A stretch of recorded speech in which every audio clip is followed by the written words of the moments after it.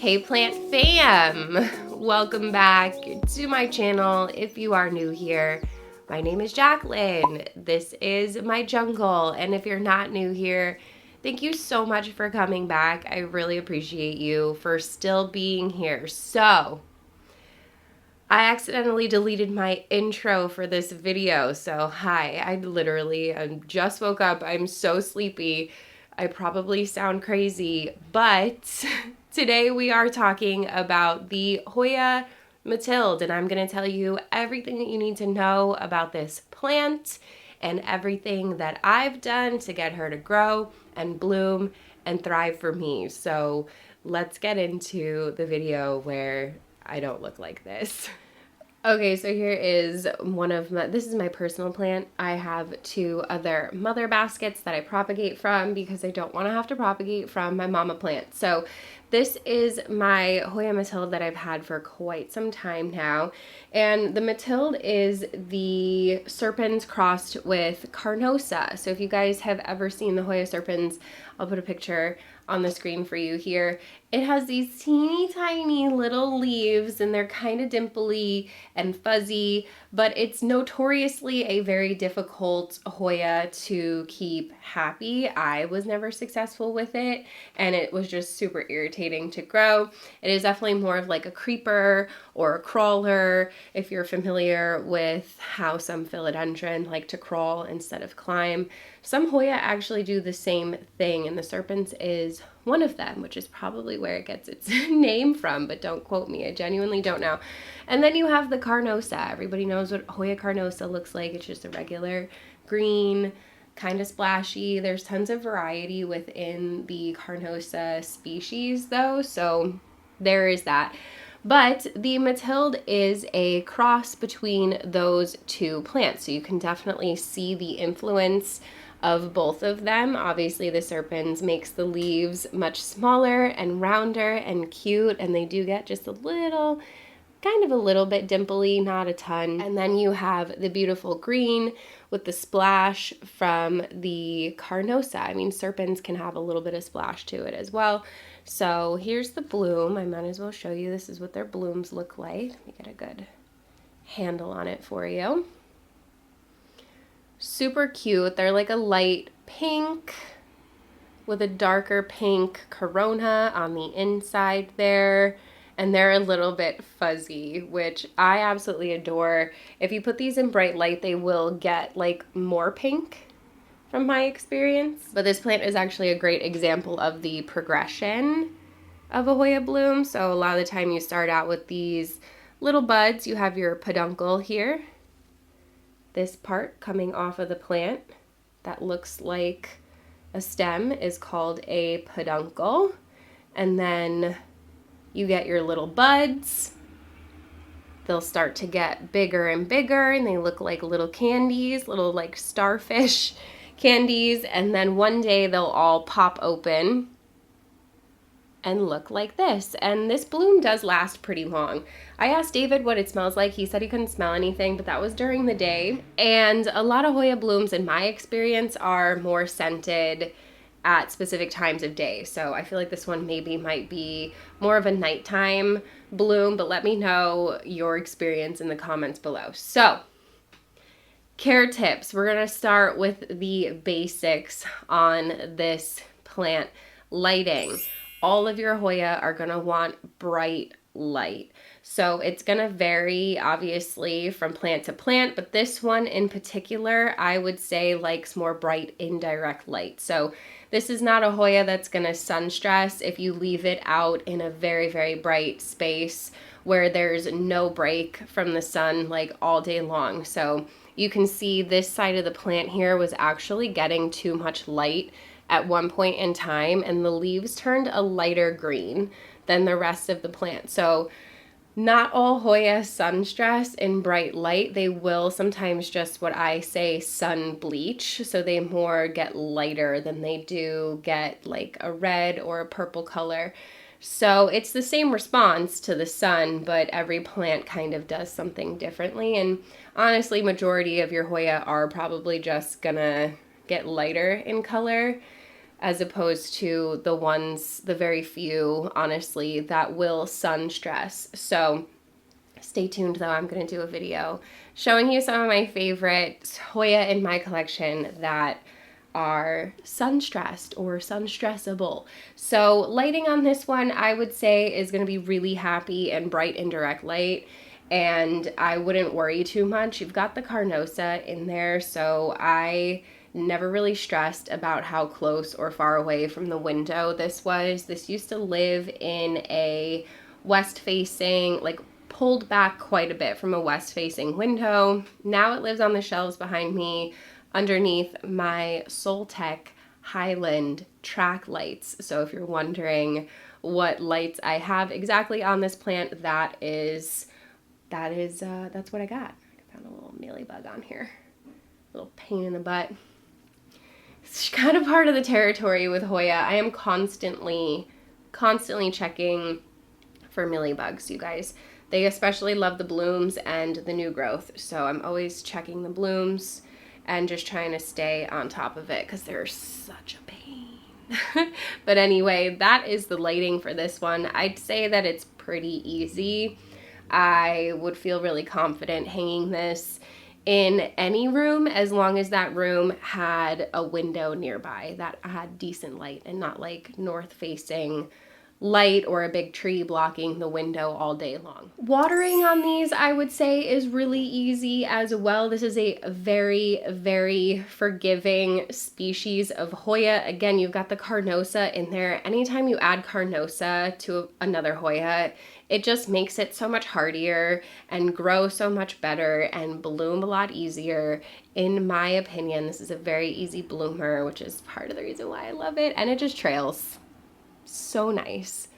Such a beautiful cascade of adorable little leaves. So watering on this one, I would say Hoya in general are very drought tolerant. For the most part, the leaves on these are pretty thick and firm, so they do hold on to quite a bit of moisture. So if you forget to water this, she's gonna let you know. The leaves will get pretty wrinkly pretty quickly if you've gone too long in between watering. So in order for that to happen, the plant needs to be 100% dry for days, if not weeks at a time. Your Hoya should not be getting wrinkly. If your Hoya are getting wrinkly, girl, you waited way too long to water it. And that's really bad for the plant because Hoya roots are very fine and delicate. They are not thick, robust roots like aroids have.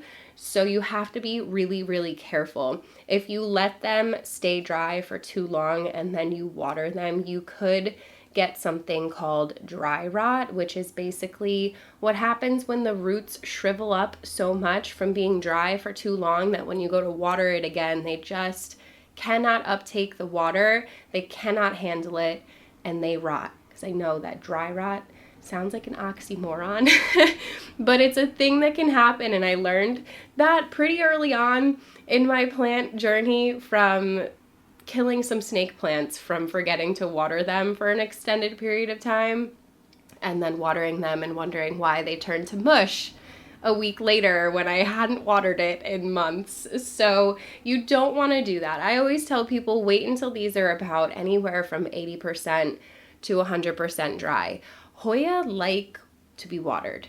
They don't want to be overwatered. Overwatering is your frequency with how often you water, not how much water you give the plant at one time. So if you're watering it every day, that's overwatering. Most plants are not going to need water every day. So in terms of Hoya, I like to tell people allow them to get at least 80% dry, and that is, I feel like that is your perfect window to catch it right before it gets 100% dry. So you want to catch it right before that point. But if you do allow it to get 100% dry, and some of them enjoy that, don't get me wrong, don't leave it like that, girl. Please don't leave it like that for more than like a day or two, because the plant is not gonna like it. And these, you will never know. The plant will never tell you, aside from it might not grow very quickly for you and it might not bloom. And if you do get peduncles and you get these buds, And sometimes maybe they might even develop all the way to this stage, but they end up blasting and falling off and they never actually fully open. I do have a video about that. I'll link it up here. But majority of the time, that's from your inconsistent watering. So you really, really want to make sure that you're being consistent with all of your plants. But I think that there's this preconceived notion or this misunderstanding about Hoya that they're super succulent-y and they don't want to be watered a lot. And as soon as I started watering my Hoya more frequently, they started growing and thriving so much more for me.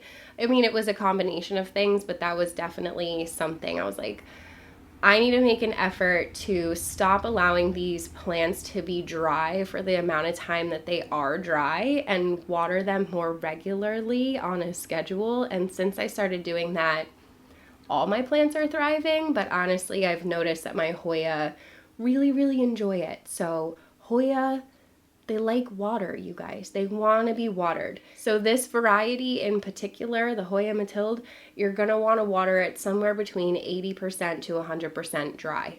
So whether that's every 7 days, every 10 days is going to vary depending on what you have it potted in. Mine is in a nursery container, in a chunky soil mix, in a catch pot.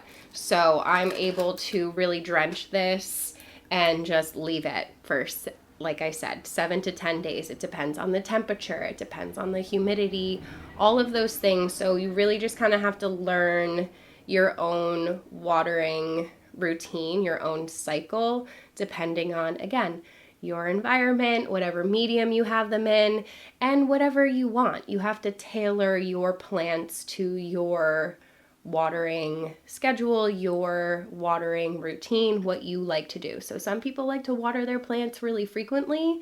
So I would recommend putting your Hoya in like a cocoa chunk mix if that's something that you want to do, if you want to water them every few days. But if you're like me and you just really don't have time for that, I do a chunky soil mix because having the soil in there helps retain some of the moisture for longer than just cocoa or something else would. So that is also 100% up to you. So that is what I do for soil. I've got tons and tons of videos on my channel where I'm repotting Hoya. I have a whole entire Hoya Care playlist where you can see up close and more personal what I actually use and how I mix my soil for my Hoya. I actually think we might have repotted this together, but don't quote me. I can't remember, you guys. I've been doing this for a really long time. So I definitely just recommend really good drainage because, again, Hoya roots are pretty delicate and you want to make sure that they're not sitting oversaturated for too long because they will rot a lot more easily than other plants. While we're on the topic of what you have it potted in, I might as well mention here that Hoya roots are also not very big in the sense that like the root ball of the plant might be smaller than you think for the size of the plant. Like I wouldn't be surprised if the root ball on this plant was quite small, and that is why I still have it in a small container. Hoya, I don't like the word root bound. I don't like saying that any plant wants to be root bound because to be root bound to me means that there's more roots than there is medium, and that's not good for any plant. So what I say instead is that they like to feel swaddled. They like to feel safe.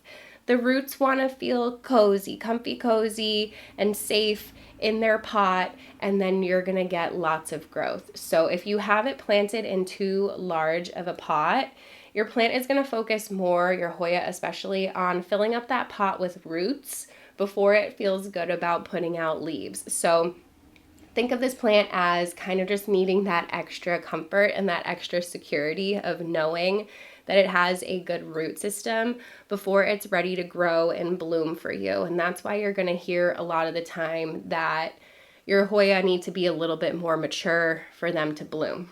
If you're getting blooms on cuttings, and unrooted cuttings especially, those are usually like called death blooms, and they happen for a different reason. It's not that your plant is dying, is that your plant thinks it's dying because you cut it. So it's like a last ditch effort for it to survive and to like spread its seed by blooming one more time. So that is why you'll also get blooms on cuttings sometimes. That definitely can happen. It's happened to me. It's happened to tons of other people. But if you want just like really stable blooms, I'd say that getting yourself to a mature point is going to be your best bet, because not only do I have just the one bloom, it's literally at the stage where it's got a peduncle on every single vine. And that's the case for literally every Mathilde that I have. Let me show you. Another one here is this hanging basket, and you can see this one is also in bloom. I have more. This one, oop, swinging everywhere, is also in bloom. So they're literally all in bloom. There's tons of peduncles on these two that are just at different stages of development. Some of them just have not produced buds yet, but getting yourself to a point where you're mature is going to be your best bet for getting consistent Hoya blooms on any plant, but especially on the Mathilde. Once you start getting blooms, honestly, it just doesn't stop. It won't stop, I promise you. So basically, to recap so far, bright indirect light, chunky mix, make sure it's aerated, whatever you put it in, just make sure those roots can get airflow somehow. And I water mine every probably 7 to 10 days when the plant is anywhere between 80% to 100% dry. So humidity is not really super important on this specific variety, in my opinion. You can grow this in ambient and it's going to be completely fine. I had it in my living room before, and it grew and it thrived and it bloomed and it did really, really great in that space, even though the humidity was like really bad sometimes in that space. And there was nothing I could do about it because I was not about to make David very uncomfortable with the living room always being at least 60% humidity. He does not like it. So I would say that I wouldn't really worry too much about the humidity. Whatever your home, whatever you're living in, whatever you're comfortable in is probably going to be completely fine for this plant. Now, granted, if you put it in higher humidity, like 60% or above, you're going to get faster growth. You're going to get just more action going because it is a more tropically kind of plant where it grows. It is warm and humid. So if you give it the warmth and the humidity, it is going to grow a little bit faster and a little bit better for you. So I would say this is one of those plants that can live in your home wherever you feel like putting it. Like I said, as long as it's got a little bit of light and a little bit of kind of some humidity, like whatever you live in. Like none of us are living in 0% humidity. Oh, my skin would be so dry. I like humidity. I don't know about you guys. Obviously not when it's at like 100% humidity. Too much. But whatever you're living in, this plant is going to be fine in. I just think this is an amazing house plant for everyone. Like this is one that I would feel comfortable gifting to somebody if they liked it, because not everybody loves the look of Hoya for whatever reason. I think they're crazy. But yeah, I'd say humidity ideal range would be 60% and above. But if you have less than that in your space, like the plant, it's going to be fine. It might grow a little bit slower, but it's gonna be fine. Okay, so I feel like we covered majority of the basics. Let me know if you still have any questions about Hoya care, like this specific Hoya and how to care for it. But we gotta talk about fertilizer, you guys. Hoya love to be fertilized, and this is another thing that I feel like people don't talk about, as well as how much they love to be watered. They love to be fertilized, and for whatever reason, I guess because they're more succulent-y, they love to take in fertilizer from their leaves. So Hoya do really, really well with a foliar spray, and that's why you've probably heard people using Orchid fertilizer on their Hoyas to get them to grow and bloom for them. But I'm here to tell you, if I have not told you yet, if you are new here, that you need this. And this is the Super Growth Elixir from Urban Gardener. This is gonna be way, way, way better than your Orchid spray. By the way, the reason why Orchid fertilizer helps Hoya is because it has a higher phosphorus content, and your Hoya actually require phosphorus to bloom, which is why I'm going to stress to you the importance of fertilizing your plants in general.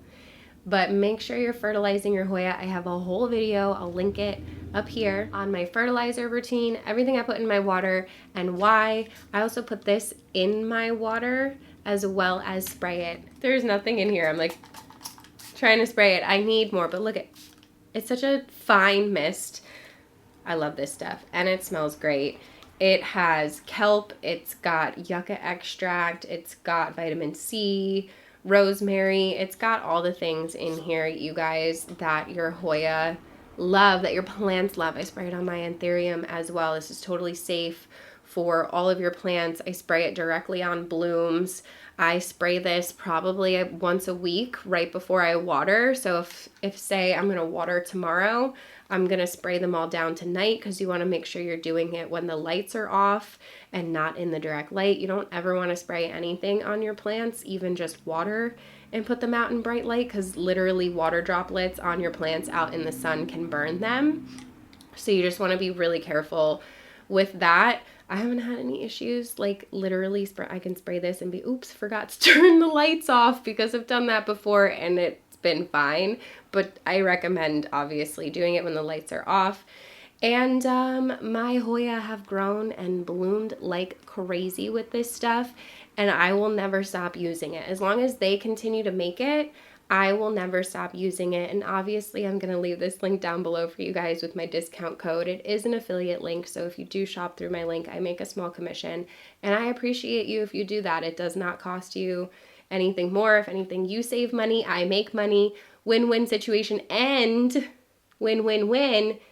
Your Hoya are gonna grow. I promise you, they're gonna love this stuff. And I'm sure there's gonna be people in the comments saying the same thing, that they use it and they love it and their plants have been growing from it. I've been using this for maybe about a year now, and I don't ever see myself not using this, especially on my Hoya. It works great on every plant, but if you want your Hoya to grow and bloom,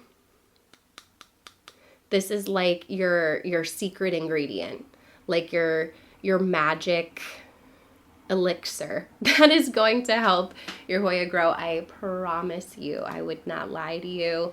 This is made in America, safe for the environment, safe for your kids, safe for your pets, safe for the bees.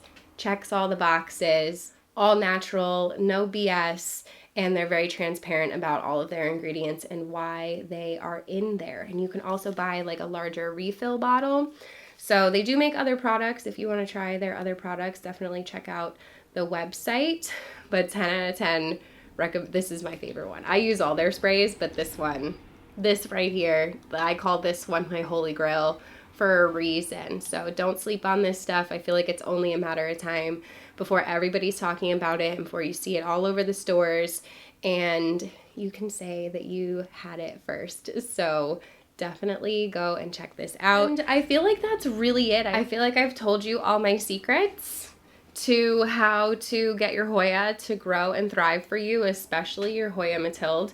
If you do not have this one in your collection yet, I hope that this video convinced you to snag one. Or if you just snagged one, I hope that this video helped you feel a little bit better about the future with this plant. And I promise you, it's very, very easygoing, easy growing, easy blooming. I recommend this one for beginners all the time. I actually have a video, I can link that one as well, where I talk about really easygoing, uncommon Hoya for beginners. If you want to get something just like a little bit cuter than a pubic calyx and you don't know what to get because you don't know how to care for these, this is the one. If you don't have any Hoya yet in your collection and you think that this one is cute, you should buy it and try it and see how it goes. Follow everything that I told you to do in this video and see how it goes. I promise you, you're gonna end up falling in love with this one. So Hoya Mathilde, one of my favorite Hoyas and one of the easiest Hoyas in my collection, and I just can't wait to continue to watch this one grow